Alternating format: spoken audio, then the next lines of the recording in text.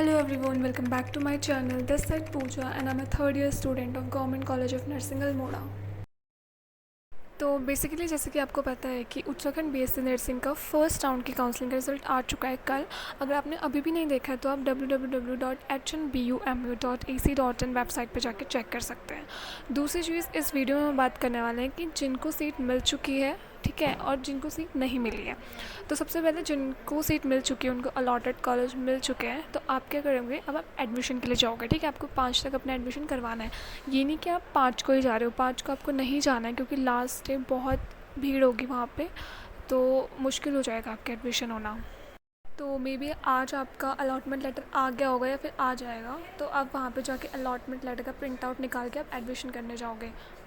और याद रखना कि जैसे अलॉटमेंट लेटर आ जाएगा उसका प्रिंट आउट निकाल के आपको आज या फिर कल जाना है, क्योंकि 2 अक्टूबर है, आपको उस दिन की छुट्टी होगी, गवर्नमेंट हॉलीडे होता है, तो वहाँ पे एडमिशन शायद ना हो और बहुत ज़्यादा हैक्टिक हो जाएगा, इसलिए आप लोग टाइम पे चले जाना, ठीक है।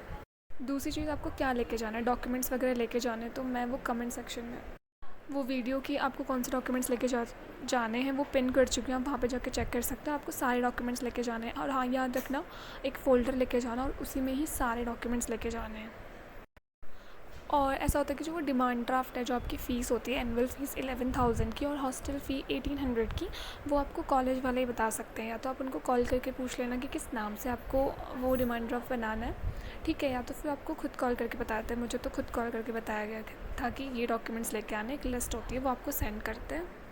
और हाँ याद रखना, ये नहीं कि आपका देहरादून आपका सिलेक्शन हुआ और आप रहते कहीं और दूर रहते हो, हल्द्वानी रहते हो, तो आपको क्या करना है, ये नहीं कि आप 12-1 बजे पहुँच जाओ वहाँ से आराम से, आपको 10 बजे तक वहाँ पहुँचना ही पहुँचना है। क्योंकि जब मैं गई थी 10 बजे से शाम के 4-5 बज जाते हैं एडमिशन कराते कराते, तो इतना टाइम लगेगा।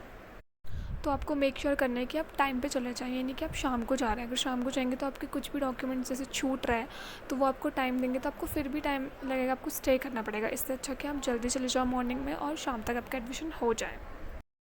और याद रखना, आपको डॉक्यूमेंट सारे लेके जाने हैं, ऐसा नहीं है कि आप कोई डॉक्यूमेंट्स नहीं ले, जैसे आपका टीसी माइग्रेशन वगैरह है तो उसकी टेंशन लेने की ज़रूरत नहीं है। अगर आप लेके नहीं जा रहे हो या फिर आपके पास अभी नहीं है तो आपको 1 महीने का टाइम वो देते हैं, तो उसके ऐसे कोई टेंशन नहीं है, और है तो वेल एंड गुड, ठीक है। आपको ये सारे एडमिशन की चीज़ें लेके जानी है, फ़ोल्डर लेके जाना है उसमें अपना, ठीक है, और डॉक्यूमेंट्स आपको बताया आपको क्या लेके जाने हैं। नाउ अब उनकी बात करते हैं जिनको काउंसलिंग में अभी सीट नहीं मिली है, ठीक है। तो आपको अभी कुछ नहीं करना है, आपको सिर्फ वेट करना है, क्योंकि जो सेकंड काउंसलिंग है वो आपकी फ्री है, तो आपको सेकंड काउंसलिंग करवानी है और आपको अपने प्रैक्टिस के अकॉर्डिंग कॉलेजेस भरने हैं, ठीक है। मतलब अगर आपने फ़र्स्ट राउंड काउंसलिंग में पे किया हुआ है तो आपको सेकंड राउंड में पे करने की ज़रूरत नहीं है, और अगर आपने फ़र्स्ट राउंड काउंसलिंग करवाई नहीं है तो आपको 1500 पे करने पड़ेंगे सेकंड राउंड की काउंसलिंग में, ठीक है। तो आप वेट कीजिए, और मे बी ऐसा हो सकता है कि अभी जनरल में 300 समथिंग पे कॉलेज अलॉट हो चुके हैं, तो अभी शायद कट ऑफ जनरल की थोड़ी कम गई है, तो मे बी आपके चांसेस हैं, तो आपको काउंसलिंग करवानी ही है, ठीक है। क्योंकि देखो, अपनी होप को लूज़ नहीं करना है, क्योंकि देखो अभी जितने भी लोग को अलॉट हुए ना कॉलेज, तो कितने ऐसे होंगे जिन्होंने छोड़ दिया होगा, कितने ऐसे होंगे जिन्होंने फर्स्ट राउंड काउंसलिंग करवाई नहीं है, कितने ऐसे होंगे जिनके एडमिशन के टाइम पे डॉक्यूमेंट्स पूरे नहीं होंगे तो उनका एडमिशन रिजेक्ट हो जाए, तो वहाँ पे सीट खाली हो जाए, तो आपको मॉपअप भी करानी है, ठीक है। तो होप को लूज़ नहीं करना है और आपको काउंसलिंग करवानी है, ठीक है। ये हो गया, और डॉक्यूमेंट्स वगैरह सब लेके जाना है और काउंसलिंग का वेट करना है अभी आपको।